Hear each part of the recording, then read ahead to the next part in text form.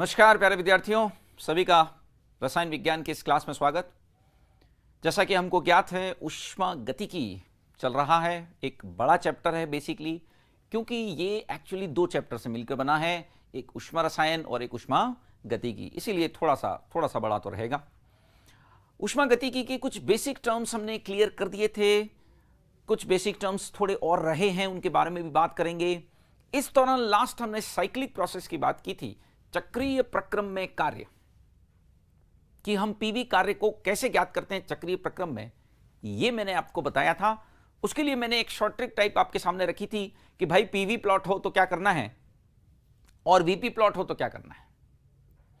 PV plot हो cyclic हो, clockwise हो, नेगेटिव वर्क आएगा, एंटी क्लॉकवाइज हो, पॉजिटिव वर्क आएगा। तो वीपी वाले के अंदर हमने क्या कहा था, वीपी वाले के अंदर जब आपका क्लॉकवाइज होता है तो वह पॉजिटिव हो जाता है और एंटी क्लॉकवाइज नेगेटिव हो जाता है, उल्टा प्रोसेस था। इसको यहां हम एक न्यूमेरिकल के सहारे समझने की कोशिश करेंगे, डिटेल के अंदर बात करने की कोशिश करेंगे। तो देखिए, बात हम अपनी शुरू आज जो कर रहे हैं वह इस सवाल के साथ कर रहे हैं, ठीक है। देखिएगा, इंटरेस्टिंग क्वेश्चन साबित होगा। सबसे बेसिक क्वेश्चन में से है, इस तरह के क्वेश्चंस जो आते हैं उनमें से P और V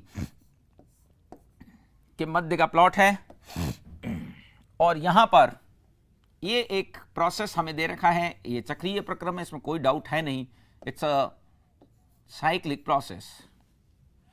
यहां पर दाब और आयतन के मान हमको दे रखे हैं। ये आपका 1 ATM है, मान लेते हैं ये आपका 4 ATM है, ये आपका 2 लीटर है और ये आपका 4 लीटर है, ठीक बात। और यहां ए पॉइंट, बी, सी, डी, कुछ पॉइंट भी हमने दे दिए। अब हमसे पूछा क्या गया है, क्वेश्चन ये है बेटा कि W, हमसे प्रश्न ये किया गया है कि W A B C D A cyclic हुआ ना, ज्ञात करें। ये साइक्लिक प्रोसेस हो गया कि नहीं हो गया? बिल्कुल हुआ। W A B C D A is a cyclic process, यह एक साइक्लिक प्रोसेस हुआ। W A B C D A से चालू हुए थे, वापस A पर आ गए, तभी तो साइक्लिक प्रोसेस होगा। और साइक्लिक प्रोसेस होने का मतलब क्या है? ए से ही स्टार्ट हुए, ए पर ही आ गए, इट्स अ साइक्लिक प्रोसेस। अब इसको निकालने के दो तरीके हैं, एक डिटेल और एक शॉर्ट ट्रिक। तो हमेशा की तरह पहले डिटेल की बात करते हैं, फिर जो वो शॉर्ट ट्रिक लिखाई थी ना, पीवी क्लॉकवाइज एंटी क्लॉकवाइज, उसकी बात करेंगे। अभी यहां कोई फर्क नहीं पड़ रहा क्लॉकवाइज एंटी क्लॉकवाइज से, यहां पर तो मैं पूरा डिटेल आपको बता रहा हूं। तो देखिए बच्चों, हम समझ सकते हैं कि चक्रीय प्रक्रम में जो कार्य होता है वह आपके समस्त प्रक्रमों में हुए कार्य का योग होगा, उसके सभी स्टेप्स का। मतलब बेटा ए से वापिस ए पर आ रहे हो तो कहां कहां जा रहे हो, तो WAB भी इसमें शामिल होगा, WBC भी इसमें शामिल होगा, WCD भी इसमें शामिल होगा और WDA भी इसमें शामिल होगा। यानी अल्टीमेटली वी कैन से यह इन सभी कार्यों का योग माना जाएगा। यानी एक एक करके यदि मैं इन सभी कार्यों को ज्ञात कर लूं, if I can find out all the work values here, तो मैं इस संपूर्ण प्रक्रम में हुए, इस पूरे प्रोसेस में हुए कार्य की गणना कर सकता हूं। यदि मैं एक एक स्टेप का निकाल लेता हूं तो निश्चित तौर पर एक एक स्टेप का पता करते हैं, कोई दिक्कत नहीं है। देखिएगा, सबसे पहले WAB की बात कर रहा हूं। WA से B जब आप गए तो आप देख रहे हैं कि यहां पर आयतन में कोई बदलाव नहीं हो रहा, देख रहे हैं क्या? यहां कोई बदलाव हो रहा है? नहीं। ए से बी में वॉल्यूम तो सेम ही है ना बच्चे, 2 लीटर कांस्टेंट। तो ये कैसा प्रक्रम हो गया? सम आयतनी, यानी कि आइसोकोरिक। सो WAB की यदि मैं बात करता हूं, WAB की बात करता हूं, तो यहां वर्क डन 0 होगा। यहां वर्क डन 0 होगा क्योंकि यह प्रक्रम कैसा है बेटा? सम आयतनी है। और ये बात हमको ज्ञात है क्योंकि हमने पहले भी बताई है इसी चैप्टर में कि समायतनी होने पर dV 0 हो जाता है और W बराबर -PdV के हिसाब से W भी 0 हो जाएगा। सो WAB की तो कोई चिंता करने की जरूरत पड़ी ही नहीं। अब बात करते हैं WBC की। What is all about BC? BC ये एक समदाबी प्रक्रम है। कैसे पता चला भाई? देखो ये BC ये समदाबी है, स्थिर दाब पर हो रहा है। यहां स्थिर दाब कितना है? तो स्थिर दाब यहां 4 atm है। Here the constant pressure is actually 4 atm. So this WBC is coming out to be minus P delta V. WBC जो है वह माइनस P डेल्टा V आ जाएगा। सो ऐसी सूरत के अंदर यहां पर कितना प्रेशर है बेटा? यहां प्रेशर है आपका माइनस का, मतलब माइनस तो साइन है, प्रेशर तो 4 है ना। और डेल्टा V कितना है बताइएगा? अंतिम में से प्रारंभिक को घटाया जाएगा, सो 4 - 2। सॉल्व करेंगे तो निश्चित तौर पर यह वैल्यू आ गई माइनस का 8 लीटर एटमॉस्फेयर, माइनस का 8 लीटर एटमॉस्फेयर। लीटर एटमॉस्फेयर तो यूनिट आनी है, पी और वी का मल्टीप्लाई करूंगा तो और क्या आएगी यूनिट। ठीक है ना, क्लियर है? उम्मीद है यहां तक समझे होंगे। अब नेक्स्ट स्टेप इसमें WC से D को लिया जाएगा। C से D आप फिर से देख रहे होंगे कि एक आइसोकोरिक प्रोसेस है, समआयतनी प्रक्रम है। यहां आयतन में कोई बदलाव नहीं हो रहा है, क्योंकि वॉल्यूम में कोई चेंज नहीं हो रहा, क्योंकि आयतन में कोई बदलाव नहीं हो रहा। तो ऐसी कंडीशन में यहां भी जो कार्य होगा वह शून्य ही होगा। यहां पर भी जो वर्क डन है वह 0 ही होगा। देखो बेटा, C से D में क्या कोई वॉल्यूम चेंज हो रहा नहीं है, 4 लीटर बना हुआ है, तो इसका मतलब यहां जो कार्य होगा वह 0 होगा। यह फिर से 0 कार्य आएगा, और इसको हम क्या बोलते हैं? इसको हम समआयतनी प्रक्रम ही बोलेंगे, और समआयतनी प्रक्रम में कार्य शून्य होता है, यह तो हमको ध्यान है। अब अंतिम पद रह गया D से A फिर से हमको समदाबी प्रक्रम दिख रहा है, तो इसका मतलब माइनस P डेल्टा V हमको इसमें यूज करना चाहिए। कितना प्रेशर है, कितना वॉल्यूम चेंज है? देखो प्रेशर कितना है, ये रहा प्रेशर 1 atm।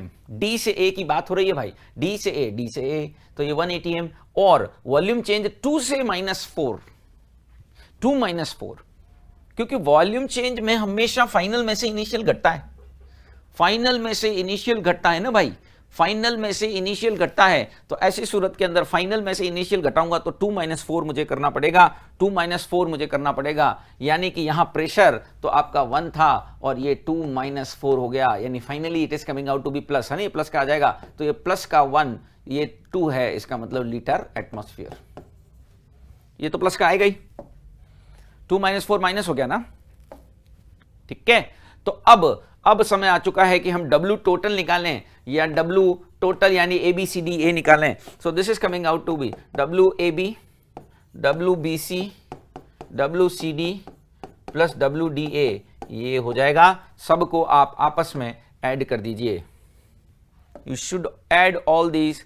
WAB 0 है, ये -8 है, ये आपका 0 है, यह आपका -8 है, जो वैल्यू आई थी वही लिखनी है, प्लस फिर से 0 है और प्लस का 2 है। So this is coming out to be finally -6 litre atmosphere आएगा। यदि इसमें जूल में बदलना है, क्योंकि अक्सर आंसर आपके जूल में ही होते हैं, सो यह 101.3 से मल्टीप्लाई किया जाएगा। यह कन्वर्जन मैं बता देता हूं कि 1 लीटर एटमॉस्फेयर, देखो ये तो यूनिट कन्वर्जन है ना, तो वो वैल्यू जो होती है ना वो 101.3 जूल होती है। कैलोरी में भी बदल सकते हो, 4.18 होता ही है, हमको रिलेशन मालूम है। कैलोरी और जूल का रिलेशन तो पता ही है ना, और पता क्यों नहीं होगा, इसका यूज ही हम कर चुके हैं। अभी कुछ दिन पहले ही हमने कैलोरी और जूल वाला बताया ही था। ठीक है, उम्मीद है अब बात को समझे हैं। देख लीजिए जो मैं कहना चाह रहा हूं, जो मैंने कहा वो आप देखें एक बार, जो मैंने कहा है वह देख लीजिए एक बार,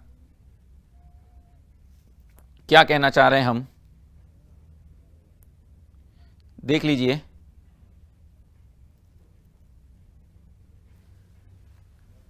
ठीक है,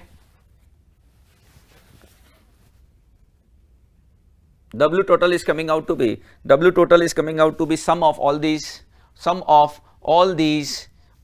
steps, work done in all these steps, इन सभी प्रक्रमों में किए गए कार्य के योग के बराबर होगा। ओके गाइस, अब देखिए इसको करने का एक शॉर्ट तरीका भी होता है। जब भी आपको पीवी प्लॉट में वर्क पूछा जाए ना, तो area under the plot is work, यानी उस आरेख का जो एरिया होता है ना, वही वर्क आता है। Area under the plot is coming out to be work. हमेशा याद रखें कि ऐसे किसी भी पीवी प्लॉट के लिए एरिया अंडर द प्लॉट ही आपका जो है वह वर्क होता है। ऐसे किसी भी प्लॉट के लिए एरिया अंडर द जो प्लॉट होता है वही वर्क होता है। कैसे देखिएगा यहां पर, इसका मैं एक और तरीका बता रहा हूं, उस पर ध्यान दें। देखिएगा एक और तरीका मैं यहां बता रहा हूं इसी क्वेश्चन को सॉल्व करने में, और उसमें कोई मगजमारी नहीं है, बहुत आसानी से फटाक से हो जाएगा। It's a plot between pressure and the volume, again no doubt ये पी एंड बी के बीच का प्लॉट है और वही वैल्यूज है, और चेंज थोड़ा ना करेंगे भाई, ठीक है। ये 2-4 था, ये आई थिंक सो 1-4 था और वो 2-4 था, है ना, 1-4 एंड 2-4। ओके, ये 1 था आपका, ये 4 था, ये 2 था, ये 4 था, है ना। ये लीटर में है और वो एटमॉस्फेयर में, ठीक है। अब इसका सीधा सा एक तरीका ये है, ध्यान रखना, इस तरह के किसी भी प्लॉट में area under the plot is equal to work. हमेशा याद रखें कि इसका जो एरिया होता है वो कार्य के बराबर होता है। अब देखिए, अब तो ये सीधे शॉर्ट ट्रिक की बात हो रही है यहाँ तो। और एक चीज यहां दिखाई देती है कि ये कौन सा प्लॉट है, ये पीवी प्लॉट है, और कैसा है, दक्षिणावर्त है। दक्षिणावर्त बोले तो क्लॉकवाइज है, सो इसका मतलब दक्षिणावर्त है और पीवी प्लॉट है, तो इसका मतलब W का साइन यहां नेगेटिव आना चाहिए, जैसा कि पिछली क्लास में हिंट दिया गया था, इस बाबत जानकारी दी थी हमने। So here the area under the plot is coming out to be work, और ये जो पीवी प्लॉट है दक्षिणावर्त है, तो उसका साइन जो है वो नेगेटिव होगा। तो बस अब तो कोई दिक्कत है नहीं, W बराबर, अरे एरिया तो हम निकाल ही सकते हैं भाई, आयत है ये तो, है ना। एरिया कैसे होगा, 3 गुणा 2, साइन माइनस लग जाएगा 6। अरे भैया इसको हम कहेंगे 3 गुणा 2 एरिया, सो माइनस का 6 लीटर एटमॉस्फियर। और यदि आप जूल में बदलेंगे तो फिर से वही बात हो जाएगी। ओके गाइस, देखिए कितना आसानी से हो गया, उसकी तुलना में तो बहुत सरल रहा है, ये बहुत आराम से हमने पता कर लिया। उम्मीद है बात को समझे होंगे कि यहां पर हमने क्या कहने की कोशिश की है। उम्मीद है आप बात समझ रहे होंगे। पीवी प्लॉट में दक्षिणावर्त होने पर W नेगेटिव होता है, directly you can do that, आप आसानी से इसे कर सकते हैं। इसी तरह का एक क्वेश्चन ऐसा भी आ सकता है, इसमें प्लॉट कुछ भिन्न प्रकृति का हो, प्लॉट थोड़ा सा अलग प्रकृति का हो, P और V मान लेते हैं कि यह कुछ इस तरीके का है, ये एक एंटी क्लॉकवाइज प्लॉट हमें नजर आता है, और यहां पर जो वैल्यूज दे रखी हैं, देखिए ये इलिप्टिकल है, समझते हो, दीर्घवृत्ताकार है ये, ठीक है ना। और ये प्रेशर दे रखे हो आपको, P1 P2 है, ये आपका V1 V2 है। ये तो क्लॉकवाइज ही हो गया है, हम चाहते हैं कि एंटी क्लॉकवाइज कर दें इस बार, तो इसको ऐसे बनाना पड़ेगा ना, एंटी क्लॉकवाइज, ठीक बात। अब हमको सिर्फ फॉर्मूला बताना है, कुछ नहीं करना है इसके अंदर। हमसे कहा गया कि भैया इसमें जो कार्य हुआ ना, कार्य का सूत्र दीजिए, ओनली फॉर्मूला। ओके गाइस, कुछ नहीं करना है, सिर्फ आपको फॉर्मूला देना है, सूत्र देना है, सिर्फ सूत्र, यानी कि फॉर्मूला आपसे पूछा गया है कि इस प्रोसेस के दौरान, जो भी ये प्रोसेस आपको दिखाई दे रहा है, इस प्रोसेस के दौरान कितना कार्य करना पड़ा होगा, इतना सा आपको पूछा। तो कार्य हेतु सूत्र दीजिए, फॉर्मूला, कार्य हेतु सूत्र देना है।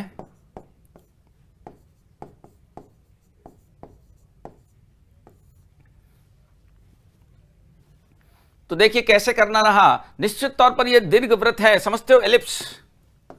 वृत्त क्यों नहीं है, अरे वृत्त हमको क्या मालूम, जब तक V1 V2 की वैल्यू नहीं दे रखी हो, तब तक P1 P2 की वैल्यू नहीं दे रही कि हमको क्या मालूम है ये वृत्त है ना। सो हम जानते हैं एलिप्स यानी कि दीर्घवृत्त का क्षेत्रफल, W बराबर क्या हो जाएगा, दीर्घवृत्त का क्षेत्रफल।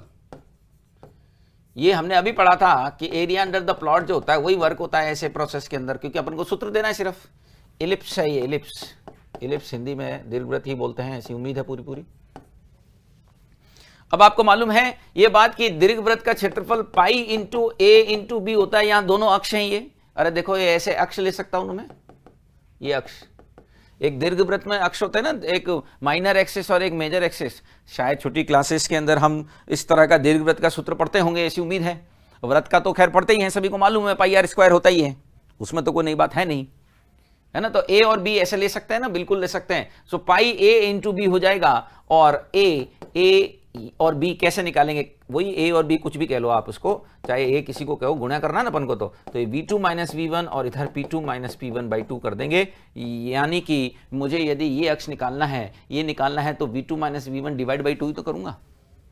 साइन पॉजिटिव आ जाएगा क्योंकि यह एंटी क्लॉकवाइज है, वामावर्त। ऐसे आपके से केवल सूत्र पूछा है तो आसानी से ये सूत्र हो जाएगा। समझ रहे हैं कैसे किया है, P2 माइनस P1 कर दिया है, P2 माइनस P1 कर दिया है। ए और बी ये अक्षों को दर्शाया जा रहा है यहां पर, ए और बी से, इसको बनाने की जरूरत नहीं है। ए और बी से किसको दर्शाया जा रहा है, अक्षों को दर्शाया जा रहा है, यानी एक्सिस को दर्शाया जा रहा है, जो कि एक दीर्घवृत्त में हमेशा मौजूद होते हैं। कुल मिला के बाद में जो समझाना चाहता हूं वो ये है कि हमको इस तरह के प्रश्नों में मेनली एरिया निकालना है। साइन का थोड़ा सा ध्यान रखना है कि भैया कौन से तरह का प्लॉट है, कौन से तरह की दिशा है, क्वेश्चन खत्म, एकदम सिंपल। ठीक है बच्चों, अब देखो कुछ और बेसिक टर्म्स की बात करते हैं, क्योंकि हमको यहां से जो है ना वो समतापी और रुद्धोष्ण प्रक्रम में कार्य का सूत्र देखना है। रुद्धोष्ण हालांकि आपके एनसीईआरटी में तो नहीं है, आपका बेसिकली समतापी पे ही बात की गई है, क्योंकि ये फिजिक्स में आता है। वहाँ एडियाबेटिक डिटेल जो है ना वो आपके फिजिक्स में ऑलरेडी आ जाती है, वहाँ करना ही पड़ता है।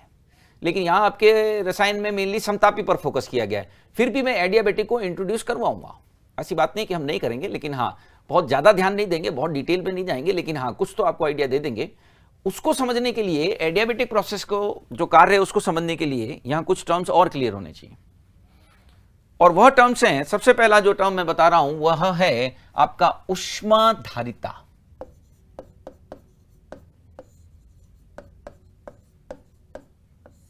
इसको बोलते हैं बेटा हीट कैपेसिटी,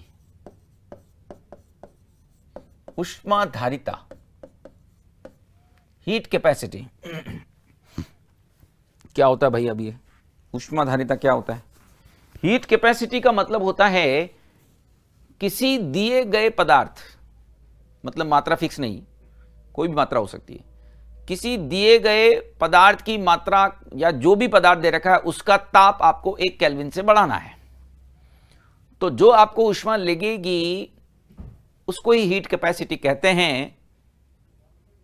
क्या यह एक्सटेंसिव प्रॉपर्टी होगी या इंटेंसिव होगी, यानी कि विस्तीर्ण या मात्रात्मक गुण होगा या गहन होगा, तो कोई डाउट नहीं है मात्रात्मक गुण है, क्योंकि ये तो द्रव्यमान पर निर्भर कर रहा है, द्रव्यमान फिक्स थोड़ी ना इसमें। 100 ग्राम पदार्थ लूंगा तो जो हीट लगेगी उसकी तुलना में 200 ग्राम पदार्थ लेने पे ज्यादा ही लगेगी ना भाई। तो यह तो मात्रा पर पूर्णतः डिपेंडेंट है, मास डिपेंडेंट है। सो क्या है ऊष्माधारिता? हीट कैपेसिटी, इसको सी से दर्शाया जाता है। तो ऊष्माधारिता का मतलब है, उसको मैं यहां डिफाइन कर रहा हूं बेटा, ऊष्माधारिता का मतलब क्या है, दिए गए पदार्थ का ताप, चाहे वो कितना ही द्रव्यमान हो, है ना, 1 केल्विन। देखिए डिग्री सेल्सियस में 1 बढ़ेगा तो केल्विन में भी 1 ही बढ़ेगा, यानी चेंज तो सेम ही होगा। मैंने टेम्परेचर बढ़ा के 10 डिग्री सेल्सियस से 11 कर दिया तो केल्विन में कितना बढ़ा? अरे इंक्रीज तो 1 ही हुआ होगा ना, चेंज तो सेम ही हुआ। चेंज कैसे अलग अलग हो जाएगा भाई? टेम्परेचर चेंज तो सेम ही होता है प्रभु। सो दिए गए पदार्थ का ताप 1 केल्विन से बढ़ाने पर या बढ़ाने हेतु आवश्यक ऊष्मा, हीट, ऊष्माधारिता कहलाती है।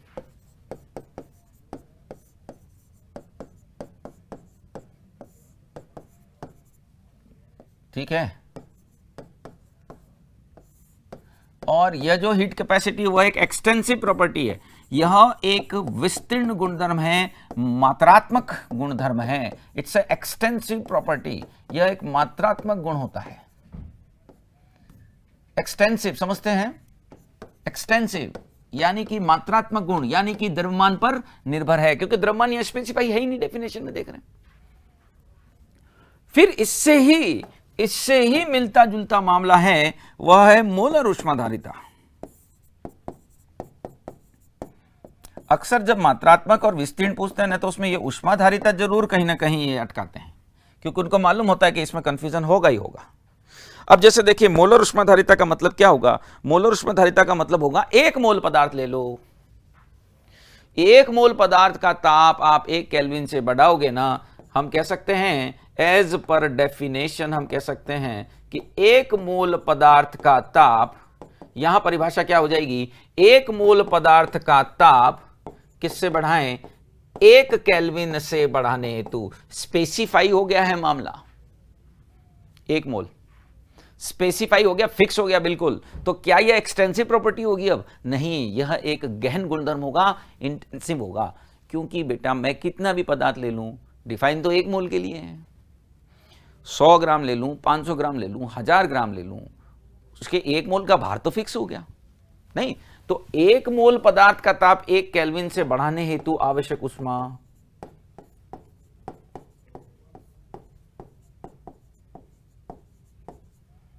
जो कहलाती है वह मोलर ऊष्माधारिता कहलाती है। और यह एक कैसा गुणधर्म है बेटा? यह गहन गुणधर्म है,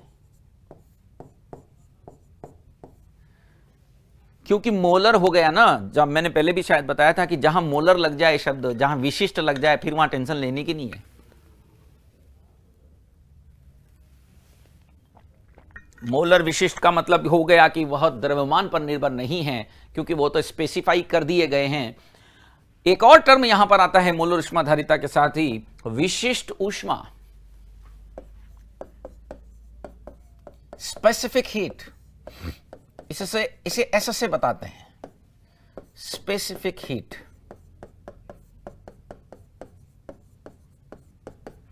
अब ये क्या है? तो ये 1 ग्राम पदार्थ का ताप यहां स्पेसिफाई कर दिया है।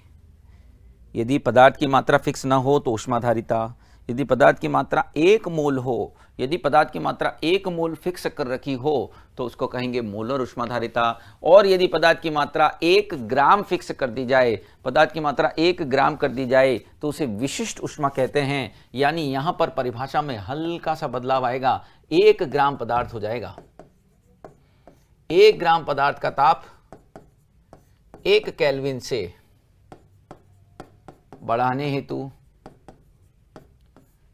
आवश्यक ऊष्मा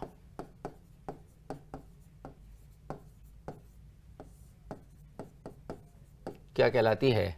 विशिष्ट ऊष्मा कहलाती है, स्पेसिफिक हीट कहलाती है। निश्चित तौर पे ये गहन गुणधर्म है, क्योंकि ये तो 1 ग्राम के लिए परिभाषित है। 1 ग्राम के लिए परिभाषित हो गई तो फिर निश्चित तौर पर वहां क्या फर्क पड़ता है कि आप कितना द्रव्यमान लेके बैठे हुए हो। ये गहन गुणधर्म है, कोई डाउट नहीं है। अब क्या होता है कि विशेष रूप से गैसों के लिए जो मोलर ऊष्माधारिता है ना, उसको एक और टर्म से हम डिफाइन करते हैं, एक और तरीके से दिखाते हैं, और वह है बेटा CPM एवं CPM, CPM एवं CVM। इनको भी समझें। अब तक क्या बताया मैं फिर बोल रहा हूं, देखो सुनो। सबसे पहली बात, आप दिए गए पदार्थ का ताप 1 केल्विन से बढ़ाने की इच्छा रखते हैं तो उसे हम ऊष्माधारिता कहेंगे। यदि यह पदार्थ की मात्रा आपने 1 मोल कर दी तो फिर उसे मोलर ऊष्माधारिता कहेंगे। यदि पदार्थ की मात्रा आपने 1 ग्राम कर दी तो उसे विशिष्ट ऊष्मा कहेंगे। अब मोलर ऊष्माधारिता पर्टिकुलरली फॉर गैसेस हम यहां एक और तरीके से पढ़ रहे हैं, CPM एवं CVM। यहां कौन क्या है देखिए, C तो ऊष्माधारिता, P मतलब दाब स्थिर हो, M मतलब मोलर, और ये आयतन हो जाएगा। बात करता हूं, पहले बता दूं कि क्या लिखे गए हैं ये। तो देखिए, स्थिर दाब व स्थिर आयतन पर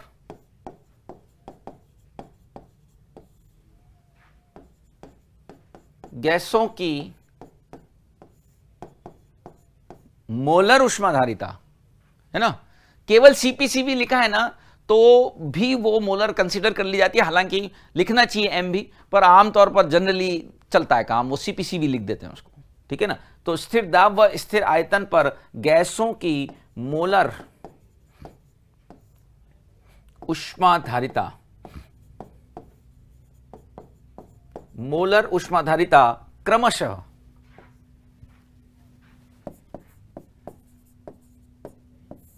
क्या कहलाती है, सीपीएम एवं सीवीएम कहलाती है।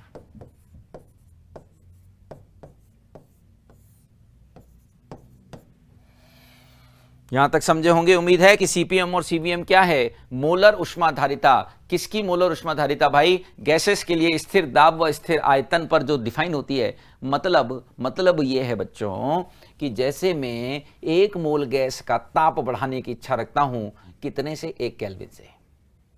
1 मोल गैस का ताप 1 केल्विन से बढ़ाना है तो उसको मैं 2 तरीके से बढ़ा सकता हूं, या तो उसका दाब स्थिर रखूं गैस का, या फिर उसका आयतन स्थिर रखूं। अब जो बात बताने जा रहा हूं वो महत्वपूर्ण साबित हो सकती है, और वो यह है कि सीपीएम का मान सीवीएम से अधिक होता है। अब ये क्यों होता है भाई, अभी समझाते हैं इसको भाई, हो अभी समझेंगे। अधिक कर दिया, ले अधिक होता है, ऐसा क्यों हो रहा है, सुनिएगा। गैस का ताप बढ़ाना है आपको, उसके लिए आप ऊष्मा देंगे। यदि गैस का आयतन स्थिर रखा हो, गैस का आयतन नहीं बढ़ सकता हो, यानी स्थिर आयतन की स्थिति हो, तो फिर कंफर्म है कि जो ऊष्मा दोगे वो सारी की सारी उसके ताप बढ़ाने के काम में आएगी, क्योंकि कोई वर्क तो होगा ही नहीं। स्थिर आयतन पर वर्क नहीं होता, कोई प्रसार ही नहीं हो रहा, एक्सपेंशन नहीं हो रहा, वर्क क्यों होगा, गैस का आयतन स्थिर है।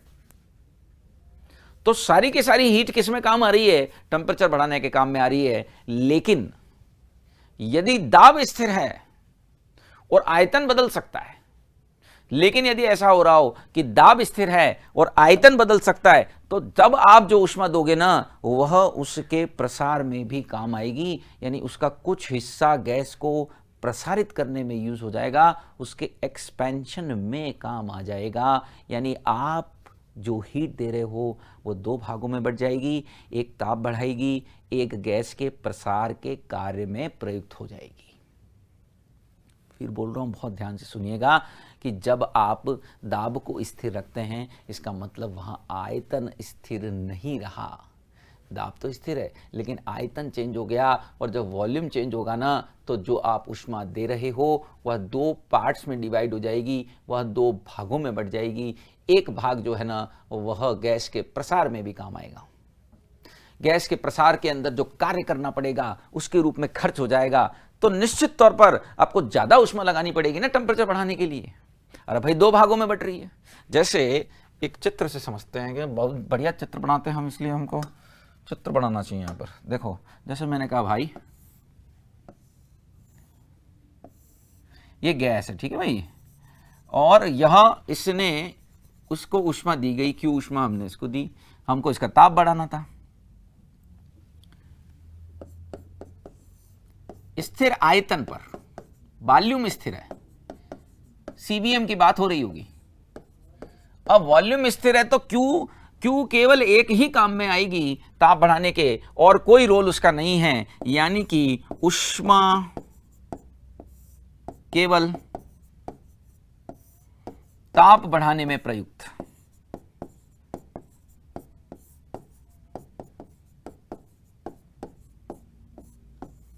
इस कंडीशन को बोलते हैं सीवी या सीवीएम।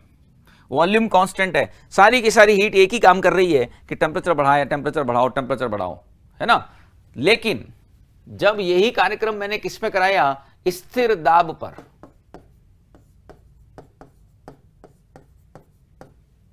स्थिर दाब पर मैंने जब इस स्थिर दाब पर जब मैंने इस गैस को हीट दी तो भाई गैस का वॉल्यूम भी बढ़ रहा है, गैस का वॉल्यूम बढ़ रहा है, यानी ऊष्मा स्थिर दाब पर, यानी कि आयतन आयतन स्थिर नहीं, या आयतन परिवर्तित हो सकता है। इसका सीधा मतलब इस बात से, हमें मतलब दाब से नहीं बल्कि आयतन से।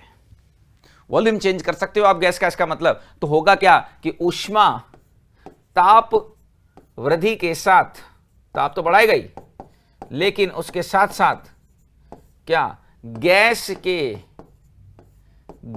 के प्रसारित करने हेतु आवश्यक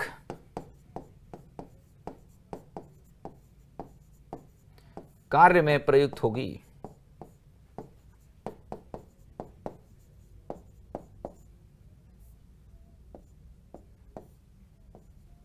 यानी कि दो पार्ट में बट रहा है मामला, दो भागों में बट रहा है मामला। एक तो ताप वृद्धि तो खैर करना ही है, आप हीट दोगे तो गैस का टेम्परेचर तो बढ़ेगा, ऐसा तो हो नहीं सकता कि उसका टेम्परेचर ना बढ़े। आप हीट दे रहे हैं तो गैस का टेम्परेचर तो बढ़ना ही बढ़ना है, लेकिन ताप बढ़ने के साथ साथ उसके आयतन में भी प्रसार हो रहा है, उसके आयतन में भी वृद्धि हो रही है, क्योंकि आयतन पर कोई रोक नहीं लगा रखी हमने आयतन पर कोई रोक नहीं लगा रखी है, यहां कोई स्थिर आयतन नहीं है, there is no constant volume. तो ऐसी परिस्थिति में आप ऊष्मा दो भागों में बढ़ जा रही है और उच्च ऊष्मा की आवश्यकता होगी, ठीक है ना। यानी मैं यहां एक स्टेटमेंट लिख सकता हूं, अतः स्थिर दाब पर समान ताप वृद्धि हेतु, जितना आयतन पर किया है ना उतना ही, समान ताप वृद्धि हेतु क्या करना पड़ेगा आपको, समान ताप वृद्धि हेतु अधिक ऊष्मा लगानी होगी।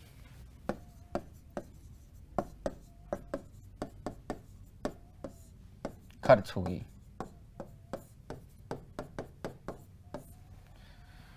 दाब स्थिर रखते हुए यदि आप बढ़ा रहे हैं उसके टेम्परेचर को, तो भैया आपको मेहनत ज्यादा करनी पड़ेगी, आपको हीट ज्यादा लगानी पड़ेगी। इसी कारण सीपीएम का मान सीवीएम से अधिक होता है। और यह जो मान आता है ना बेटा, बड़ा इंपॉर्टेंट इक्वेशन है, वो आता है सीपीएम माइनस सीवीएम, कभी कभी केवल सीपीसीवी भी लिखते हैं, घबराना नहीं है, ये आर, यानी कि आर जो वही गैस नियतांक, यस। आर क्या है, इसका मतलब आर क्या है, 1 केल्विन से ताप बढ़ाने पर गैस के प्रसार में हुआ कार्य। क्योंकि मुझे बताइए सीपीएम और सीवीएम के बीच में डिफरेंस ही किस बात का है, सीपीएम और सीवीएम के बीच में अंतर ही किस चीज का है, इन दोनों के बीच में डिफरेंस ही तो वो किसका था, वर्क का था, वर्क ऑफ एक्सपेंशन। क्योंकि एक्सपेंशन में जो कार्य करना पड़ता है वो सीवीएम में नहीं होता, केवल सीपीएम में होता है। अर्थात मैं ये कह सकता हूं, अर्थात यहां कह सकता हूं कि आर जो है वो बराबर क्या है, 1 मोल गैस का ताप 1 केल्विन से बढ़ाने के दौरान, अंतर्गत बढ़ाने के दौरान उसके प्रसार में हुआ कार्य। मतलब जो साइड में प्रसार भी हो गया ना, उसमें जो एक्स्ट्रा वर्क, क्योंकि दोनों के बीच का अंतर तो वर्क के बराबर ही होगा, यानी मूल रूप से आर एक तरह का कार्य है, उसके प्रसार में हुआ कार्य। देखो अभी इसकी यूनिट बताऊंगा तो आपको याद आ जाएगा। देखो मुझे बताओ, क्या आपने इसकी यूनिट नहीं पढ़ी, joule kelvin inverse mole inverse, ये यूनिट क्या बताती है, देखिए जूल किसकी यूनिट होती है भैया, जूल यूनिट होती है कार्य की, जूल यूनिट होती है कार्य की, नहीं है कार्य। तो क्या कह सकता हूं मैं, 1 मोल गैस का ताप 1 केल्विन, प्रति मोल गैस का ताप प्रति केल्विन बढ़ाने हेतु जो कार्य हो रहा है, यानी आर जिसको हम गैस नियतांक के रूप में अब तक पढ़ते चले आए हैं, वह मूल रूप से एक प्रकार का कार्य है, प्रसार में किया गया कार्य। और यही कारण था कि उसकी यूनिट में हम कार्य देख पा रहे थे। साथ में क्या जुड़ा है, प्रति केल्विन प्रति मोल, जिसका सीधा मतलब है कि 1 मोल गैस का ताप 1 केल्विन से बढ़ाने के दौरान उसके प्रसार में हुआ कार्य। 1 मोल गैस का ताप 1 केल्विन से बढ़ाने के दौरान उसके प्रसार में हुआ कार्य ही क्या कहलाता है? आर कहलाता है। तो यह जो वैल्यू है सीपीएम की वह हमेशा सीबीएम से बड़ी होगी और आर के बराबर इनका डिफरेंस होता है। इसको डिराइव भी किया जाता है, पर यहाँ कोई ज़्यादा सेंस है नहीं डिराइव करने का, तो इसलिए हम उस बारे में बात नहीं कर रहे, वो आपके सब्जेक्टिव पेपर का मामला है। ठीक है, बात समझे? क्या बोला मैं फिर बोल रहा हूं, देखो बच्चों सुनो ध्यान से, क्या बात बताई मैंने। हमको क्या है कि रुद्धोष्म प्रक्रम में जो कार्य है ना उसके बारे में जानना है। तो वहां जाने के लिए मुझे कुछ न कुछ टर्म्स तो पहले क्लियर करनी पड़ेगी, कुछ न कुछ पद मुझे पहले स्पष्ट करने पड़ेंगे। वही पद मैं यहां समझाने की कोशिश कर रहा हूं। उसी सीरीज में सबसे पहले हमने बात की है ऊष्माधारिता की। ऊष्माधारिता का मतलब है कि दिए गए पदार्थ का ताप आप 1 केल्विन से बढ़ाते हो, दिए गए पदार्थ का ताप आप 1 केल्विन से बढ़ाते हो तो जो ऊष्मा लगेगी उसको हम ऊष्माधारिता कहेंगे। यदि यहाँ 1 मोल ले लिया जाए तो इसे मोलर ऊष्माधारिता कहेंगे। यदि इसको 1 ग्राम ले लिया जाए तो इसे विशिष्ट ऊष्मा कहेंगे। ठीक है, और गैसेस के लिए हमने स्थिर दाब व आयतन पर भी इन मोलर ऊष्माधारिताओं को या ऊष्माधारिताओं को परिभाषित कर रखा है। अरे मोलर परिभाषित होगी तो ऊष्माधारिता भी परिभाषित हो जाएगी। स्थिर दाब पर कहते हैं Cp और स्थिर आयतन पर कहते हैं Cv, और यह बात जानी कि Cp का मान Cv से बड़ा होता है और यह अंतर सदैव R के बराबर आता है, यानी कार्य के बराबर आता है जो प्रसार में हुआ।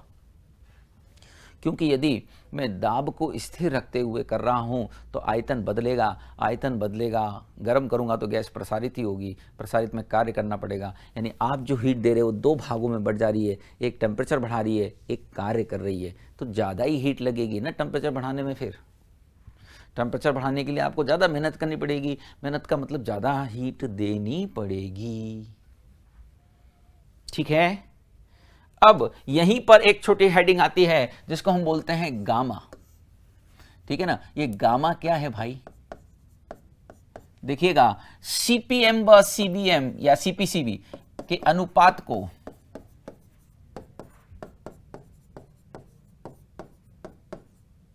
गामा कहा जाता है और इसकी कुछ वैल्यूज हैं जो हमको ध्यान रखनी है, जिनको भी डिराइव किया जाता है, वैसी बात है।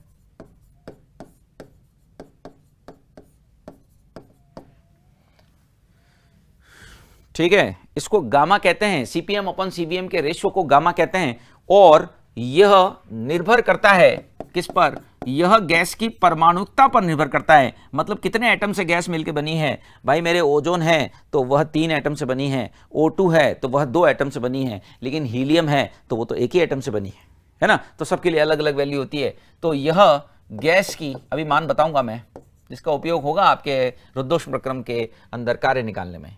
तो यह गैस की परमाणुकता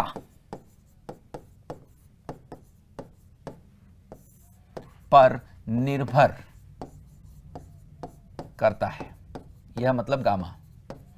कैसे? देखिए, जैसे कि यदि सबसे पहले हम बात करें मोनो एटॉमिक, एक परमाणुवीय, कुछ मान बता रहा हूं जिनको ध्यान रखिएगा। एक परमाणुवीय गैस है तो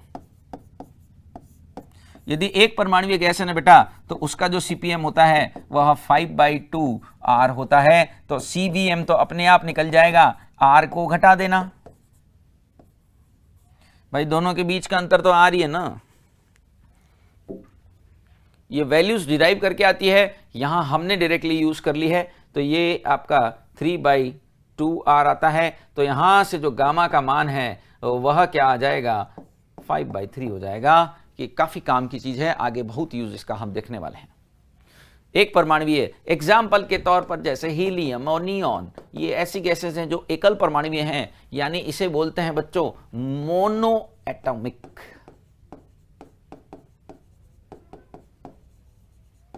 it is known as mono atomic gases, यानी एकल परमाणुवीय गैसों के लिए यह कार्यक्रम रहेगा।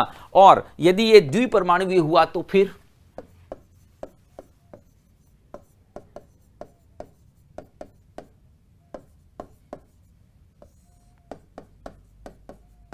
यदि डाई एटॉमिक गैसेस हुई तो फिर क्या करोगे, यदि डाई एटॉमिक गैसेस हुई तो फिर क्या करोगे, तो देखिए बेटा यहाँ जो CPM का मान होता है वह आपका 7/2R होता है, यहाँ जो CVM का मान होता है R घटा दो वो 5/2R होता है, और जो गामा होता है ना भैया वो 7/5 होता है,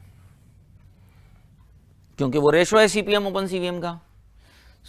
यहां ऐसी कौन सी गैसेस हैं, तो एग्जांपल के तौर पर सबसे कॉमन है N2, N2, H2, बहुत सारी गैसेस हैं जो डायटोमिक होती है, most of the gases diatomic है जो पॉपुलर है वो तो। इसी प्रकार त्रिपरमाणविक के लिए लेकिन थोड़ा सा प्रॉब्लम है, त्रिपरमाणवीय में दो केस हो सकते हैं, लीनियर और नॉन लीनियर, यानी रेखीय और अरेखीय। अरे भाई समझते हो, जैसे CO2 एक लीनियर गैस है, अरे है ना रेखीय, एक ही रेखा के अंदर उसके परमाणु हैं, लेकिन SO2 या H2S नॉन लीनियर गैस होती है, तो दोनों के लिए अंतर आता है, दोनों के लिए अंतर आएगा, यानी ये दो केस हो सकते हैं, दो तरह की गैस भी हो सकती है, दो तरह के केस भी हो सकते हैं। पहला है रेखीय गैस हेतु, लीनियर बोले तो लीनियर, कई बुक्स में एक ही केस लिखा होता है, तो घबराना नहीं, जो बता रहे हैं वो सही है, ठीक है ना, कहीं उसको पढ़ के परेशान हो जाए। यहां पर ध्यान रखना कि CPM का मान 9/2R होता है और CVM का मान 7/2 होगा, वो तो ठीक है, समझ ही रहे हम, तो यहाँ गामा का मान 9/7 हो जाएगा। एग्जाम्पल के तौर पर CO2 गैस जो है वह एक लीनियर ट्राई एटॉमिक गैस है, देखें आप, लीनियर नहीं है, रेखीय होती है CO2 तो, CO2 एक लीनियर ट्राई एटॉमिक गैस है। इसी तरह से अरेखीय या नॉन लीनियर होने पर, अरेखीय गैस है तो, यानी कि इससे हम कहेंगे non linear, non linear gas है तो ध्यान रखिएगा कि CPM का मान, देखिए डायरेक्ट वैल्यू बता रहा हूं, डिराइव नहीं करा सकते बेटा, बहुत ज्यादा समय चाहिए उसके लिए हमें, 4R और CVM का बराबर 3R, तो गामा बराबर क्या हो जाएगा 4/3 हो जाएगा। इसका एग्जाम्पल जैसे H2S गैस लीनियर तो नहीं होती, हमको मालूम है, H2S भी एक ट्राई एटॉमिक गैस है, 2 और 1 3 परमाणुओं से मिलकर बनी है, लेकिन लीनियर नहीं है। हमको कैसे पता चलेगा सर लीनियर नॉन लीनियर, तो बेटा याद करो, केमिकल बॉन्डिंग की है ना अपन ने सरेआम, केमिकल बॉन्डिंग में बहुतों बार बताया है भाई, केमिकल बॉन्डिंग में हमने कई बार जानकारी दी है इस बारे में, केमिकल बॉन्डिंग में हमने कई बार आपको बताया है कि कैसे लीनियर नॉन लीनियर, याद करो डाइपोल मोमेंट, द्विध्रुव आघूर्ण, है ना भाई, पिछले वाले को तो यूज करेंगे ही ना, पिछला जो पढ़ाया उसको तो आपकी जिम्मेदारी है बेटा कि वो अपन को याद होना भी चाहिए, ध्यान होना भी चाहिए, वो तो रेस्पॉन्सिबिलिटी बनती है एक अच्छे विद्यार्थी के रूप में। ठीक है, क्या बताया, शॉर्ट में बता देता हूं, सबसे पहले ऊष्माधारिता, फिर उसके बाद मोलर ऊष्माधारिता, उसके बाद विशिष्ट ऊष्मा, उसके बाद CPM और CVM, CPM CVM गैसेस के लिए हम स्थिर दाब और आयतन पर डिफाइन करते हैं, यहीं पर CPM CVM का डेल्टा H और डेल्टा E से भी संबंध आएगा, तो वह भी देख लेते हैं। देखिए क्या है,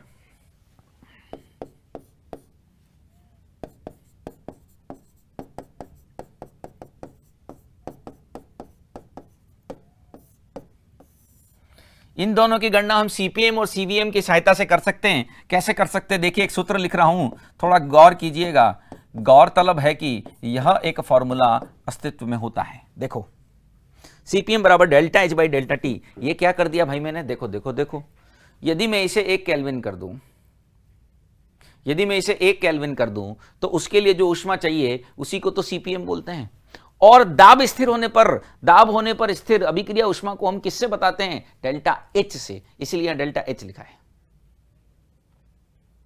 जानते हैं ना, CPM की कंडीशन में तो स्थिर दाब ही होगा ना प्रभु। देखो देखो ये फॉर्मूला कैसे बना है, डेल्टा T 1 केल्विन कर दूं एज पर डेफिनेशन, ये डेफिनेशन ही लिख दी हमने एक्चुअली कि डेल्टा T यदि 1 केल्विन कर दूं तो जो ऊष्मा चाहिए उसी को तो CPM कहा है, यानी मैं यहां कह सकता हूं कि हमको मालूम है ना कि स्थिर दाब पर ऊष्मा परिवर्तन डेल्टा H कहलाता है, इसीलिए मैंने यहां डेल्टा H लिखा है, क्योंकि स्थिर दाब की कंडीशन में तो CPM चल रहा होगा।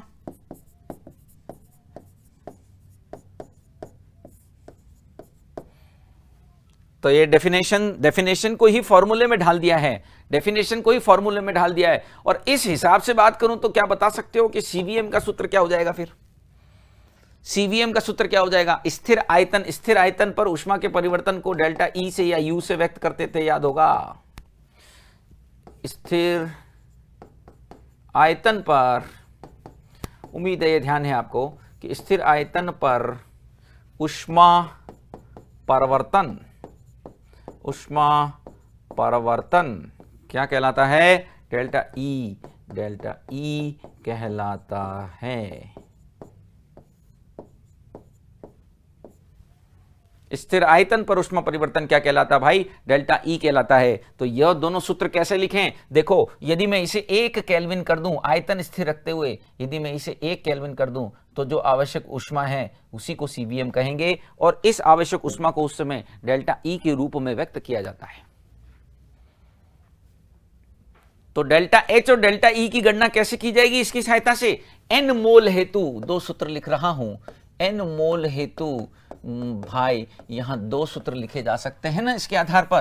कैसे? कि डेल्टा एच बराबर अरे क्या हो गया भाई, डेल्टा एच बराबर एन सीपी डेल्टा टी, और डेल्टा ई बराबर एन सीवी डेल्टा टी। देखो यहां से आ गया डेल्टा एच बराबर, ये L2 मल्टीप्लाई कर दिया, इधर मल्टीप्लाई कर दिया, है ना। सीवीएम सीपीएम कर दो ना, एन मोल लिख दिया अपन ने, कोई प्रॉब्लम नहीं है हमको। एन मोल हेतु मल्टीप्लाई कर दिया, क्योंकि सीपीएम सीवीएम तो 1 मोल के लिए थे, तो एन मोल के लिए मैंने मल्टीप्लाई कर दिया। ये कहां से आए? ये इससे जस्ट पहले जो हमने फॉर्मूला बताया है ना आपको, वहीं से आया है। देखिए ये वहीं से आया, कुछ अनोखा नहीं है, कोई बहुत विचित्र बात नहीं है। डेल्टा एच और डेल्टा ई की गणना भी इसका मतलब सीपीएम और सीवीएम की सहायता से की जा सकती है। निश्चित तौर पर ये गणनाएं की जा सकती हैं किसकी सहायता से? सीपीएम और सीवीएम की सहायता से। किसकी गणना कर रहे हो भाई? डेल्टा एच व डेल्टा ई की गणना कर रहे हैं। ठीक है, क्लियर? चलो अब यहां से हम कुछ ऊष्मागतिकी के नियमों की भी बात कर लेते हैं, क्योंकि अंततः हमें फिर कार्यों की गणना करनी है समतापी में और रुद्धोष्म में। तो बेटा देखो, इसमें पहला नियम आता है ऊष्मागतिकी का शून्यवा नियम। शून्यवा क्या होता है? 0। यस, अरे भाई शून्यवा काउंटिंग 0 से कौन चालू करता है? यहां पर है शून्यवा यानी zeroth law of thermodynamics. Zeroth law क्या होता है? 1 2 3 4 तो सुने थे, 0 1 2 3 कौन करता है? एक्चुअली क्या है, ऊष्मागतिकी में नियमों को 0 1 2 3 4 है, 0 से लेकर 3 तक। 0 का क्या लॉजिक है? देखो क्या है कि ये जीरोथ जो लॉ है ना, वो फर्स्ट लॉ के बाद के अंदर सामने आया। फर्स्ट लॉ के बाद की बात है, तो जब फर्स्ट लॉ के बाद की बात है तो उसको सेकंड बोल देते, पर उसमें जो पॉइंट रखा गया था वो सेकंड लॉ में रखने लायक नहीं था। यानी उसमें जो बात कही गई थी वो फर्स्ट लॉ के कंपेयर में थोड़ा सा लोअर लेवल पे थी। आप समझ सकते हो ना, आमतौर पर कोई लॉ दिए जाते हैं तो फर्स्ट में जो बात होती है उसमें सेकंड में उससे बेटर ही कुछ होता है, उसको मॉडिफाइड ही कुछ किया होता है या उससे कोई बेहतर जानकारी दी जाती है, और थर्ड वाला उनसे भी थोड़ा कॉम्प्लिकेटेड होता है। तो इसी सीक्वेंस को ध्यान में रखते हुए फर्स्ट आया और उसके बाद जो 0 आया तो उसको फिर उसके बाद जो नियम आया उसको 0 नाम दिया, क्योंकि उसमें जो बातें कही गई थी वो फर्स्ट के कंपेयर में भी थोड़ा डाउन लेवल पे थी। सो जीरोथ लॉ कोई पूछता पाछता नहीं है, जीरोथ लॉ पर परंपरा इसलिए करवा रहा हूं, ठीक है ना। बाकी कोई पूछेगा नहीं, शून्यवा नियम में कुछ दम है नहीं, पर अब डायरेक्ट फर्स्ट पे चला जाओ छोड़ के, वो थोड़ा अजीब लगता है। तो शून्यवा नियम क्या कहता है? देखो बेटा बहुत आसान है, समझ जाएंगे आप। यदि तंत्र ए व बी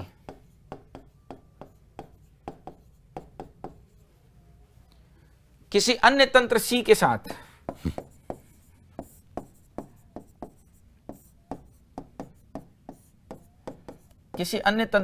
साथ ऊष्मीय साम्य में हो, यह टर्म आपके लिए नया हो सकता है। ऊष्मीय साम्य का कुछ मतलब नहीं है, सीधी सी बात है, टेम्परेचर सेम।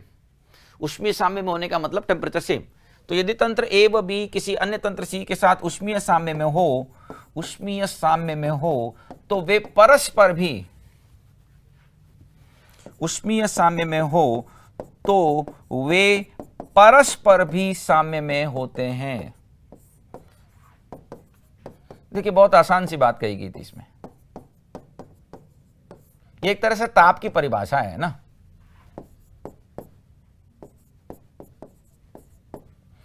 क्या मतलब है इस बात का? कुछ नहीं है, सिंपल सी चीज है, देखिएगा। यदि ए का ताप सी के जैसा है, ऊष्मीय साम्य में होने का मतलब मैंने क्या समझाया भाई? ऊष्मीय साम्य में होने का मतलब यही तो बोला ना कि टेम्परेचर सेम है। तो यदि ए का ताप सी के जैसा है और बी का ताप भी सी के जैसा है, तो मुझे बताइए कि ए और बी के ताप समान नहीं होंगे क्या? एकदम सरल बात है ये तो। देखो कि यदि ए व बी किसी अन्य तंत्र सी के साथ ऊष्मीय साम्य में हो, यानी ए का ताप सी के जैसा हो, बी का ताप भी सी के जैसा हो, तो ए और बी के ताप भी तो होंगे, सेम ही होंगे, अलग कैसे हो सकते हैं? तो यह बात शून्यवें नियम में कही गई थी। अब आप बोलेंगे सर इसमें क्या बताने वाली बात थी? तो बेटा जब ये नियम आया था तब तो बड़ी बात थी ना। चलो आज तो आपको सब पता है नहीं। अब डाल्टन का परमाणुवाद है तो उसमें क्या ऐसी कोई खास बात कही है जो आपको मालूम नहीं हो? आपको सब मालूम है, लेकिन जब डाल्टन ने दी थी तब तो लोगों को नहीं मालूम थी ना। ऐसे बहुत पुरानी बात है भाई, है कि नहीं? तो उस समय नहीं मालूम थी। वही चीज इसके साथ लगती है। हालांकि इसमें अधिक समय नहीं लगाते हुए आगे बढ़ते हैं हम, क्योंकि हमारे जो मतलब का है वह है प्रथम नियम, फ्लॉट, ऊष्मागतिकी का प्रथम नियम। ये बहुत पॉपुलर नियम है। एक्चुअली ऊर्जा संरक्षण का नियम ही ऊष्मागतिकी का प्रथम नियम है। अब तो आप समझ गए होंगे कि क्या नियम या कहता होगा। फ्लॉट क्या है? First law of thermodynamics, short form में फ्लॉट बोलते हैं। कभी कभी डायरेक्टली फ्लॉट ही लिखा जाता है, हिंदी इंग्लिश दोनों में। फर्स्ट लॉ ऑफ थर्मोडायनेमिक्स, ऊर्जा संरक्षण नियम। ये बोलते ही आप समझ गए होंगे कि ऊर्जा संरक्षण का नियम ही प्रथम नियम है। अब ऊर्जा संरक्षण का नियम तो बाल्यकाल से हमें पढ़ाया जाता है कि भैया ऊर्जा जो है वह न नष्ट होती है न उत्पन्न होती है, केवल एक रूप से दूसरे रूप में बदलती है। ठीक है ना? तो ऊर्जा संरक्षण का नियम ही फ्लॉट है। क्या है मैं लिख देता हूं यहां पर, हालांकि सभी बच्चों को ज्ञात होगा, ऐसी उम्मीद है कि ऊर्जा उत्पन्न या नष्ट नहीं की जा सकती,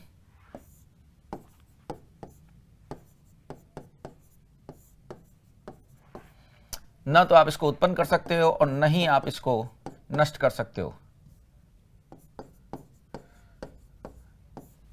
नहीं उत्पन्न की जा सकती और नहीं नष्ट की जा सकती है। यह केवल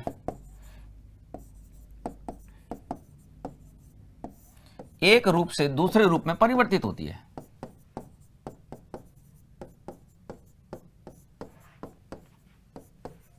चेंज।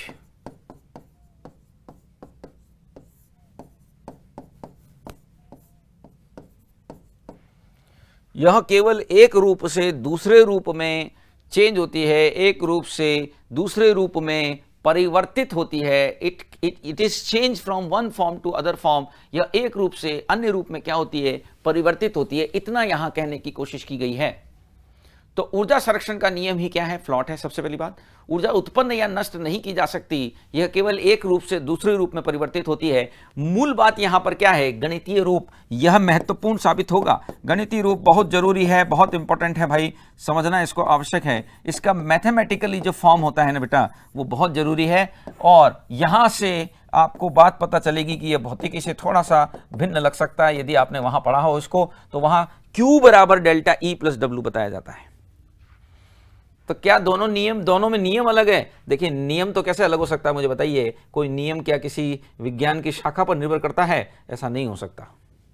वहां W का साइन अलग होता है प्रभु, वहां W PdV लेते हैं, हम यहां माइनस PdV लेते हैं। द ओनली डिफरेंस इज कि वहां W जो है वह PdV लेते हैं, जबकि यहां जो W लेते हैं वह माइनस PdV लेते हैं। तो समझिएगा बात को जो मैं कहना चाह रहा हूं यहां पर, कि यहां डेल्टा E क्या है बेटा? डेल्टा E क्या है? आंतरिक ऊर्जा परिवर्तन। ये इसका गणितीय रूप होता है। It's a mathematical form of this particular law. ये आंतरिक ऊर्जा परिवर्तन है। Q ऊष्मा है। ऊष्मा चाहे ग्रहण की गई या फिर त्यागी गई, अवशोषित कोई जरूरी नहीं है कि अवशोषित ही हो या उत्सर्जित, दोनों हो सकती है, या तो ऊष्मा निकाली गई या ग्रहण की गई। और W कार्य है, यह भी दोनों हो सकता है, तंत्र पर हो सकता है, तंत्र द्वारा हो सकता है। मूल चीज यहां आपको साइन कन्वेंशन को बहुत ध्यान से देखना है, मैं न्यूमेरिकल इस पर कराऊंगा। साइन कन्वेंशन बहुत जरूरी है, जो हमने आपको पहले भी बताया था इसी चैप्टर के अंदर। साइन बहुत महत्वपूर्ण है। क्यों? यदि तंत्र में जा रही है, अवशोषित हो रही है, तंत्र को दी जा रही है, साइन पॉजिटिव होगा। सारा खेल ही इसका भाई, सब खेल साइन का ही है यहां तो। क्यों? यदि निष्कासित हो रही है, बाहर जा रही है, उत्सर्जित हो रही है, तो ऐसी स्थिति के अंदर साइन इसका नेगेटिव होता है। डब्लू तंत्र द्वारा यदि कार्य हो रहा है, ये बात तो दर्जनों बार बता दी गई है, तो वह नेगेटिव होता है। और डब्लू तंत्र पर हो रहा है तो उसका साइन पॉजिटिव होता है। इस साइन कन्वेंशन का बड़ा महत्व है। यह साइन कन्वेंशन बहुत ज्यादा यूजफुल है। इसके जो न्यूमेरिकल आते हैं ना, उनके अंदर यह बहुत ज्यादा काम आता है कि यदि अवशोषित ऊष्मा है तो साइन पॉजिटिव होगा, निष्कासित है तो नेगेटिव होगा, तंत्र द्वारा कार्य है तो नेगेटिव होगा, तंत्र पर कार्य है तो पॉजिटिव होगा। ठीक है ना? अब कैसे देखिए न्यूमेरिकल आ सकता है, मैं बताता हूं इस पर। एक तंत्र द्वारा, मान लेते हैं कोई एक तंत्र है, ठीक है ना, एक तंत्र द्वारा 30 किलो जूल ऊष्मा ग्रहण की गई,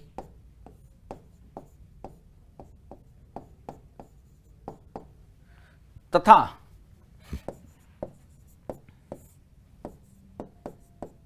तंत्र द्वारा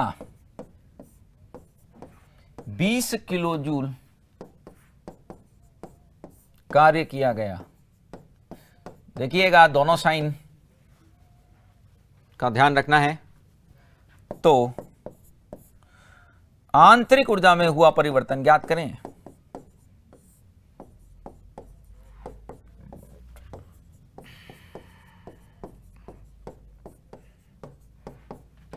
What is the change in internal energy? What will be the change in internal energy? क्या आंतरिक ऊर्जा में परिवर्तन हुआ होगा, ऐसा आपसे पूछा गया है कि इंटरनल एनर्जी में कितना चेंज हुआ है। भाई यहां बहुत आसान है, सिर्फ आपको साइन का थोड़ा सा ख्याल रखना है। क्योंकि ऊष्मा ग्रहण की गई है तो साइन इसका पॉजिटिव होगा, और तंत्र द्वारा कार्य किया गया है, तंत्र द्वारा कार्य किया गया है तो इसका साइन जो है वह नेगेटिव होगा। ठीक है ना? तंत्र द्वारा कार्य किया गया है तो साइन नेगेटिव होगा। तो बहुत आसान है, फिर कोई दिक्कत नहीं है। Q जो है वह प्लस का 30 किलो जूल लेंगे, और W जो है क्योंकि तंत्र द्वारा कार्य हो रहा है तो वह माइनस का 20 किलो जूल लिया जाएगा। तंत्र पर कार्य होता, यदि इसी प्रश्न में आपको ऐसा कहता कि भैया तंत्र पर कार्य हो रहा है, तंत्र पर कार्य हो रहा है, तो उसका साइन आपको पॉजिटिव लेना था। सबसे महत्वपूर्ण बात साइन ही है, यह मान के चले।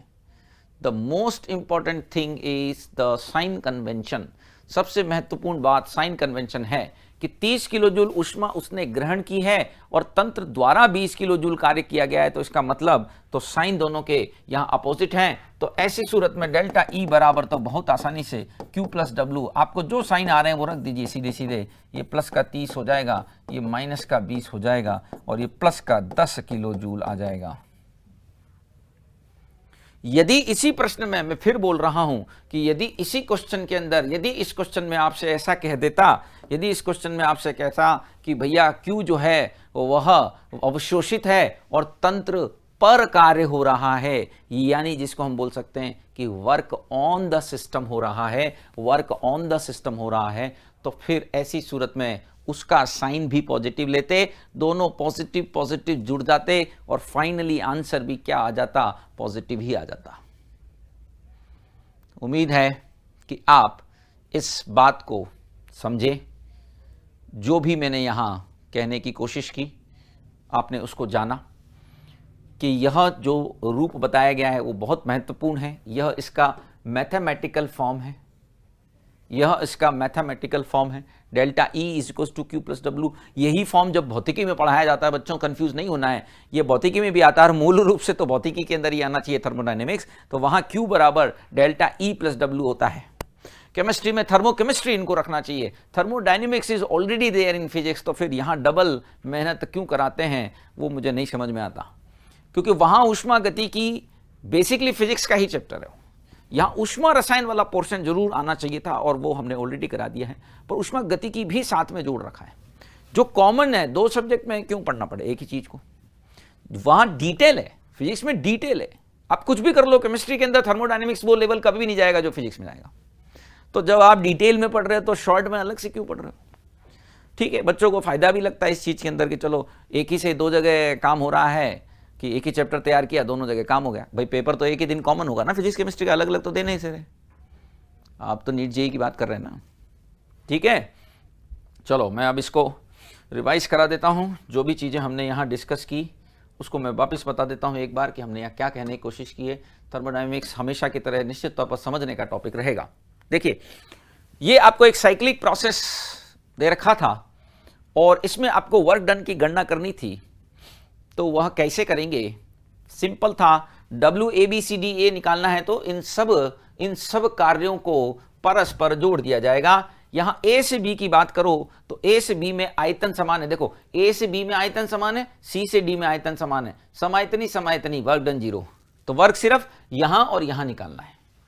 ये कौन से प्रक्रम है देख रहे हो? समदाबी हैं, दिख रहे हैं उत्साफी कि समदाबी हैं, और समदाबी प्रक्रम में PdV लगता है, माइनस का PdV इस्तेमाल कर लिया। यहां जो प्रेशर है वो 4 atm है, यहां जो प्रेशर है वो 1 atm है, वर्क डन आ गया। इसी को करने का एक तरीका और बताया भाई कि जब आप सिंपल क्या है उसका एरिया निकाल लीजिए।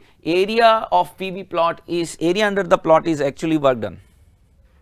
वो हमेशा कार्य के बराबर होगा। इसी में नहीं, किसी भी तरह के अंदर आप ऐसा कर सकते हो। बस अब साइक्लिक है तो थोड़ा सा क्लॉकवाइज एंटी क्लॉकवाइज का ध्यान रख लीजिएगा। यदि इस तरह का दे दिया तो भी आप कर सकते हो। दीर्घवृत्त का क्षेत्रफल करना आपको तो कुल मिलाकर के एलिप्स का एरिया निकाल लेना, एरिया ही है। और क्योंकि एंटी क्लॉकवाइज है तो साइन जो है एंटी क्लॉकवाइज है बेटा, तो साइन जो है ना वह आपका पॉजिटिव आना चाहिए। एंटी क्लॉकवाइज है तो साइन जो है ना वह पॉजिटिव आएगा। एंटी क्लॉकवाइज होगा तो साइन जो है वो बेटा पॉजिटिव आएगा। ऊष्माधारिता 1 केल्विन से टेम्परेचर बढ़ाना होता था, 1 केल्विन से टेम्परेचर बढ़ाना है चाहे कितना भी पदार्थ ले लो। ऊष्माधारिता C से बताते हैं इसको, बताया तो सही आगे CPM CBM में। और यदि 1 मोल कर दिया तो मोलर ऊष्माधारिता, और 1 ग्राम कर दिया तो विशिष्ट ऊष्मा। इसी दौरान 2 टर्म और आए गैस के लिए, ये इंपॉर्टेंट है, परीक्षा उपयोगी मान सकते हो आप इसको। स्थिर दाब पर CPM, स्थिर आयतन पर CBM, दोनों में अंतर क्या है? दोनों में अंतर यह है कि एक केस में दाब स्थिर रख करके ताप बढ़ाने की कोशिश की जाती है, दूसरे केस में आयतन स्थिर रख करके ताप बढ़ाने की कोशिश की जाती है। दोनों में टेम्परेचर तो बढ़ाना ही है। तो जहां दाब स्थिर होता है, आयतन स्थिर नहीं होता, वहां ऊष्मा का कुछ भाग, कुछ हिस्सा कहां प्रयुक्त हो जाएगा? वहां ऊष्मा का कुछ भाग टेम्परेचर बढ़ाने के अंदर, एक्सपेंशन के वर्क में भी काम आ जाएगा। इसीलिए इस CPM का मान इससे बड़ा होता है। यहां कोई कार्य तो है नहीं, सारी ऊष्मा जो है वो आंतरिक ऊर्जा को बढ़ाने के काम में आ रही है। आंतरिक ऊर्जा बढ़ेगा तो टेम्परेचर बढ़ेगा। So the only thing is जो आपको समझनी है कि CPM माइनस CBM में डिफरेंस मैंने यहां बता दिया। ये पहला जो केस था वो स्थिर दाब वाला था, दूसरा जो केस था और पहला केस था स्थिर आयतन वाला था, उसे हम CBM बोलते हैं, इसी को हम CPM बोलते हैं। अंतर R के बराबर होता है, यानी R मूल रूप से कार्य आया। क्यों आया? कि भैया इन दोनों का जो अंतर है वो कार्य की वजह से ही है। एक स्थिति में कार्य हो रहा है, दूसरे में नहीं हो रहा है, ठीक है ना। तो एक स्थिति में कार्य है, एक में नहीं है, तो यह जो डिफरेंस है ना, दोनों के बीच का डिफरेंस वो कार्य के बराबर होता है। तो R मूल रूप से कार्य, कौन सा कार्य? प्रति मोल गैस का ताप 1 केल्विन से बढ़ाने के लिए जो कार्य करना पड़ा होगा उसी को R कहा जाता है।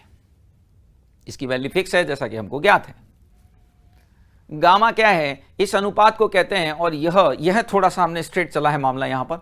तो एक परमाणु द्विपरमाणुओं और त्रिपरमाणुवीय गैसों के लिए ट्राई एटॉमिक, त्रिपरमाणुवीय का मतलब है ट्राई एटॉमिक गैस है, तो उसके लिए हम कैसे कैसे निकाल सकते हैं इस वैल्यू को, ये हमने जानने की कोशिश की है।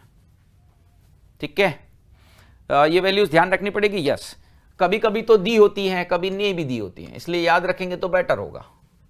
केमिस्ट्री फिजिक्स दोनों में काम आती है। फिजिक्स में आपको शायद वहां डिराइव भी कराया जाता है, डिग्री ऑफ फ्रीडम की मदद से, स्वतंत्रता की कोटि की मदद से। हमने सीधा लिखा है। डेल्टा एच और डेल्टा ई की गणना भी हम कर सकते हैं। किसकी हेल्प से कर रहे हैं प्रभु? सीपीएम और सीवीएम की हेल्प से। सीपीएम और सीवीएम की हेल्प से हम यहाँ डेल्टा एच व डेल्टा ई की गणना कर सकते हैं। एन मोल के लिए हमने सूत्र को लिख दिया है। शून्यवा नियम आया, कुछ भी नहीं कहता था ये बेचारा, तो ये कह रहा है कि भैया ए यदि सी के साथ साम्य में हो, तापीय साम्य में, थर्मल इक्विलिब्रियम, और बी भी सी के साथ यदि साम्य में हो, तो भाई ए और बी परस्पर यानी आपस में भी क्या होंगे? दोनों साम्य में होंगे। साम्य का मतलब यहां उष्मीय साम्य है, उष्मीय साम्य या तापीय साम्य है, तो ऑब्वियस सी बात है कि वहां टेम्परेचर का सेम होना बताता है। ठीक है ना, इट सेज दैट कि यहां टेम्परेचर सेम है। प्रथम नियम बड़ा इंपॉर्टेंट है। प्रथम नियम पर क्वेश्चन सीधे ना आए तो टेढ़े जरूर आता है, क्योंकि जो वर्क डन के फॉर्मूले निकलेंगे आगे, समतापी वाले, दुर्दोष वाले ने, सब में प्रथम नियम का उपयोग होने वाला है, खासतौर पर समतापी प्रक्रम के लिए। इसका गणितीय रूप ध्यान रखिएगा, यहां डेल्टा ई बराबर क्यू प्लस डब्ल्यू के रूप में है। The only thing is sine convention महत्वपूर्ण है। साइन कन्वेंशन में इतना ही ध्यान रखना कि ऊष्मा अवशोषित हो रही है तो पॉजिटिव है, निकल रही है तो नेगेटिव है। डब्ल्यू तंत्र कर रहा है तो नेगेटिव है, तंत्र पर हो रहा है तो पॉजिटिव है। ये हम पहले भी बता चुके हैं। एक प्रश्न यहां पर किया, बहुत आसान प्रश्न था। 30 किलो जूल ऊष्मा लेके 20 किलो जूल कार्य कर रहा है तो 10 ही होगा आंतरिक ऊर्जा में परिवर्तन। अपने आप ही बिना सॉल्व किए भी बता सकता है कोई भी। लेकिन यदि ऐसा कहते हैं कि 30 किलो जूल अवशोषित की और 20 किलो जूल कार्य भी हुआ, तो कार्य भी आंतरिक ऊर्जा के रूप में संग्रहित हो जाएगा। टोटल आंसर 50 आ जाएगा। देखिए, सिंपल सा कॉन्सेप्ट है, रटने की कोई जरूरत नहीं है। 30 किलो जूल ऊष्मा ली, आंतरिक ऊर्जा में काम आ गई, और कार्य भी हुआ, फिर कार्य आंतरिक ऊर्जा के रूप में संग्रहित हो गया, तो यानी कुल मिलाकर के दोनों ऐड हो जाते। लेकिन फिलहाल इस प्रश्न में ऐसा नहीं था, क्योंकि इस प्रश्न में 30 किलो जूल तो ऊष्मा ग्रहण की गई है और 20 किलो जूल कार्य किया गया है। तो यानी ये ऊष्मा ली, इतनी खर्च हो गई, तो बचा हुआ 10 है। इसका मतलब आंसर यहाँ सिंपल प्लस का 10, या साइन सबसे महत्वपूर्ण है, ध्यान रखिएगा। वहां +10 -10 दोनों होंगे, अकेला +10 नहीं होगा। और साइन गड़बड़ हो गई तो पूरा क्वेश्चन आते आते गड़बड़ हो जाएगा। पूरे थर्मोडायनेमिक्स में साइन का बहुत विशेष ध्यान रखना, थर्मोकेमिस्ट्री में भी ध्यान रखिएगा। साइन जो है वह यूज कर लेना है, बस जो है उस साइन को जरूर यूज करना है, क्योंकि हमेशा आपने देखा होगा थर्मोकेमिस्ट्री में आंसर प्लस माइनस दोनों में सेम वैल्यू के साथ मिलते हैं, अलग अलग नहीं देते, सेम वैल्यू के साथ ही देते हैं। ठीक है बच्चों, तो फिलहाल बात समझ में आ गई होगी। इतना ही कर रहे हैं। अगले जो उस क्लास में हम ऊष्मा, ये जो समतापी प्रक्रम है, उसमें कार्य की बात करेंगे, और वो बहुत महत्वपूर्ण टॉपिक रहेगा। उसको मिस नहीं करना है किसी भी सूरत में, वो थर्मोडायनेमिक्स के लिए बहुत जरूरी है। ठीक है, फिलहाल आज के लिए इतना ही बच्चों। Thank you for watching, bye.